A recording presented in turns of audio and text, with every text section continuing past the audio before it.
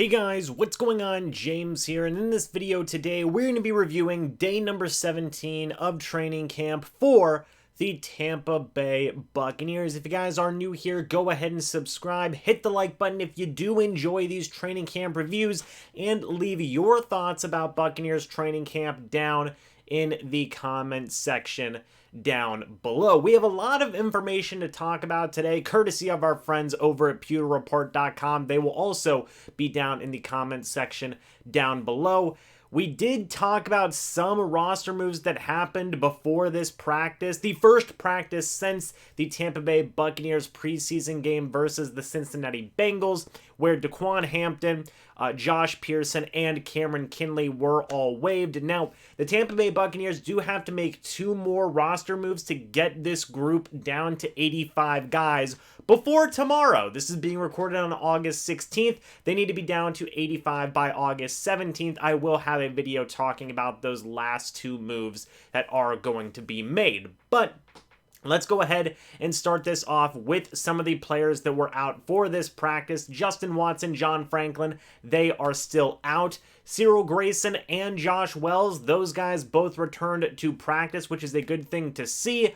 But you have Cam Gill, Raven Green, Donnell Stanley, Robert Hainsey, Jordan Whitehead, Troymaine Pope, Travis Johnson are all out for this practice. And then Sedarius Hutcherson, backup guard for the Tampa Bay Buccaneers, he actually tore his ACL in the preseason game versus the Cincinnati Bengals. He will go to the IR. So that might be a move that the Tampa Bay Buccaneers make so that they'll only have to cut one player, but I also wouldn't be surprised to see them add another offensive lineman back to this roster just to have more depth there, because right now, as it stands, I don't know if you guys are really noticing here, but Donnell Stanley, backup offensive lineman, Robert Hainsey, backup offensive lineman, and Sedarius Hutcherson, backup offensive lineman. That's three guys that are been out for long extensions of practices here. Obviously, Hutcherson is going to be out for the entirety of the season, so they do need some more bodies in there for that backup offensive line.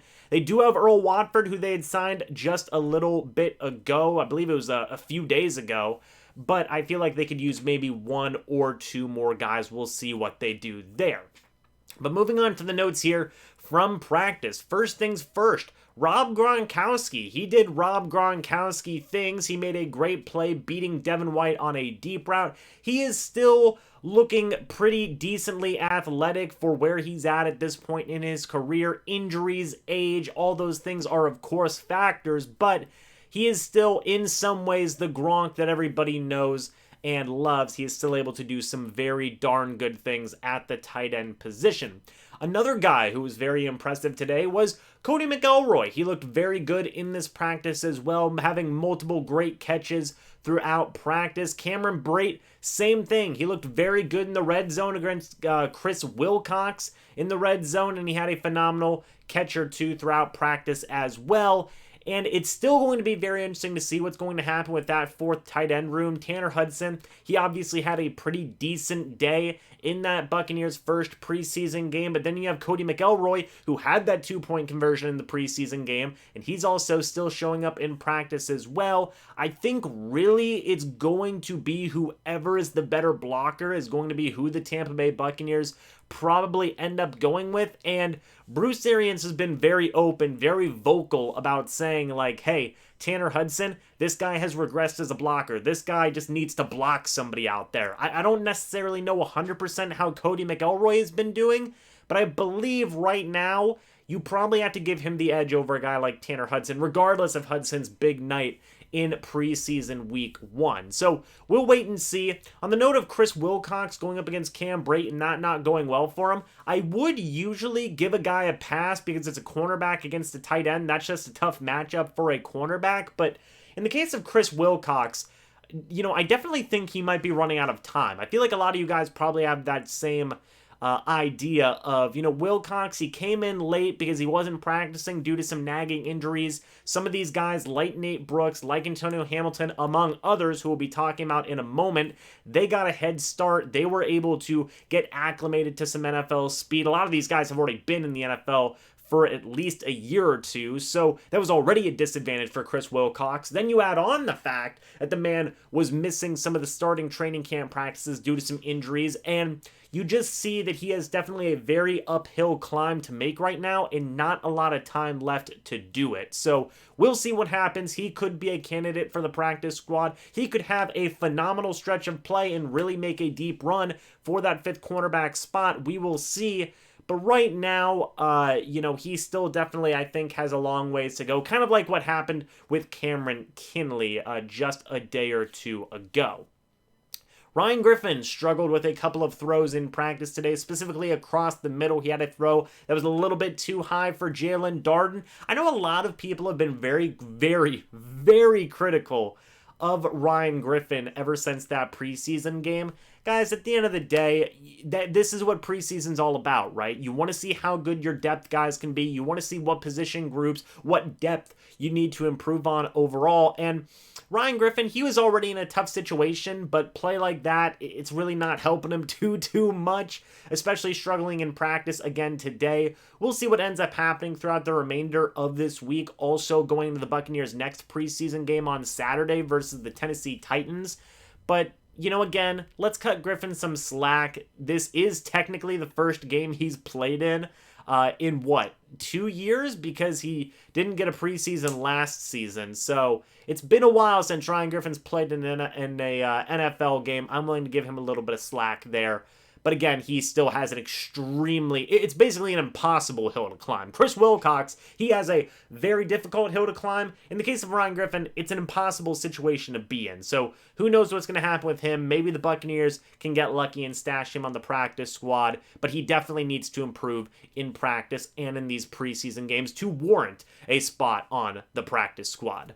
Kyle Trask, speaking of another quarterback, had a good connection with Giovani Bernard today where he had to make a tough adjustment to the ball, Giovani Bernard did. So Kyle Trask, he's still growing, he's still improving. I know a lot of people came away pretty relatively impressed with him in that first preseason game. Myself personally, I think that Blaine Gabbert looked the best out of the bunch, but that is just me. Kyle Trask, I think he is still getting better. I think he definitely had a lot of good touch on his throw. I think he had a lot of good finesse on his throws, if you will, in that first preseason game. And one thing I loved to see from Kyle Trask was all of his throws were, I guess you could call them calculated risks in a way. It wasn't just like a 50-50 ball where, hey, it's anybody's game, let's flip the coin. It's either going to be a big catch to where the wide receiver has to make a big play, or it might be an interception. Who knows? Trask threw passes where it was either my guy is going to get it or nobody is going to get it, and I love quarterbacks that do that. So shout out to Trask for doing that. Hopefully, he can keep it up. Antoine Winfield Jr. had a diving interception on Tom Brady today against Scotty Miller. Besides that, Tom Brady looked amazing, but this is a great thing to see. We haven't heard Antoine Winfield Jr.'s name mentioned a ton throughout this training camp process, so I was very happy to see that he was able to make a play. Getting an interception off the GOAT, Tom Brady, is not an easy thing to do, so good job for Antoine Winfield Jr. to do that. Earl Watford was getting work ahead of Nick Leverett on the second string offensive line. We'll see what ends up going with that. Earl Watford, as much as, I don't think people hate Earl Watford. I was gonna say that people, don't like Earl Watford. I don't think that's the case at all. People might not think about Earl Watford that much. I think about him from time to time, and wonder what he's been up to, but he's a good veteran offensive lineman, right? And I feel like this backup O-line, they looked really good in training camp, but man, that first preseason game really did sour me on the progression that some of these guys have been made. We've talked about this, where guys can look really good in training camp practices, and then the moment you start playing opposing teams, things can get really jumbled up and messed up really quickly. And I think we saw a little bit of that with a young and inexperienced backup O-line in Saturday's preseason game. I think Watford, he adds a veteran type element to that I think was very, very, very much needed. And Nick Leverett, who knows what's going to go on with him? He could definitely improve. He could beat out Earl Watford for a roster spot. Watford was a late addition, but he does know Bruce Arians' offense, like the back of his hand, and he'd be pretty much ready to go right away. So who knows what's going to happen with Leverett. The signing of Watford could potentially move him down to a practice squad spot instead of getting on that 53-man roster, but we will have to wait and see at the end of the day. D. Delaney versus Jalen Darden was a good matchup today, but Darden won overall. It's really interesting what's going on with D. Delaney, right? He is definitely somebody I don't think a lot of people thought about for that fifth cornerback job, myself included. I was talking about Nate Brooks, I was talking about Antonio Hamilton, but following that Saturday's preseason game, Bruce Arians said, hey, D. Delaney, he looked good in special teams. Nate Brooks made some plays. Some of these other cornerbacks made plays. D. Delaney should have had an interception, but the flag was thrown. Bruce Arians did not agree with that flag. A lot of you guys didn't agree with that flag. I tend to definitely be in the same camp there with that. But overall, maybe throw D. Delaney in there. Maybe he definitely is, a possibility for that fifth cornerback job. John Leonard of PewterReport.com kind of said that maybe Bruce Arians is hinting that D. Delaney is in the lead for the fifth cornerback job over Antonio Hamilton and over Nate Brooks. So we're going to have to wait and see. One name has already been taken off that competition list with Cameron Kinley, and it seems like right now it's kind of whittling down to D. Delaney versus Antonio Hamilton versus Nate Brooks. Who is going to win? We will just have to continue to wait and see, let these guys play it out, and whoever ends up doing the best at the end is going to win. But D. Delaney has some more momentum in his favor today.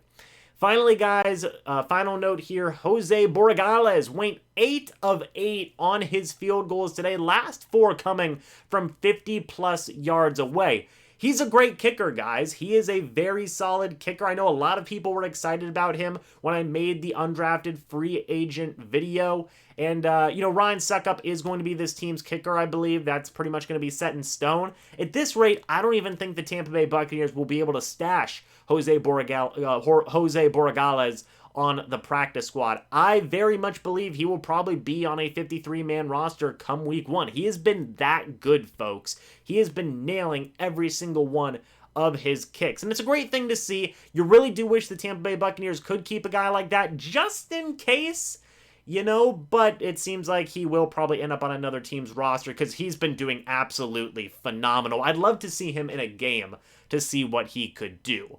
But overall, guys, that is it for these notes. Sad times for Sadarius Hutcherson. I really wish him nothing but the best in his recoveries going on the IR. Get healthy soon, big man. You deserve it. And what do you guys think about all the players who are out? Some of these competition battles that are very much cooking and developing here now, and some of the notes from this training camp practice. Leave me all your thoughts down in the comment section down below. Thank you guys so much for watching this video. I hope you all enjoyed, and I'll see you all in the next video or the next live stream. But until then, and as always, guys, goodbye for now, and go Bucs.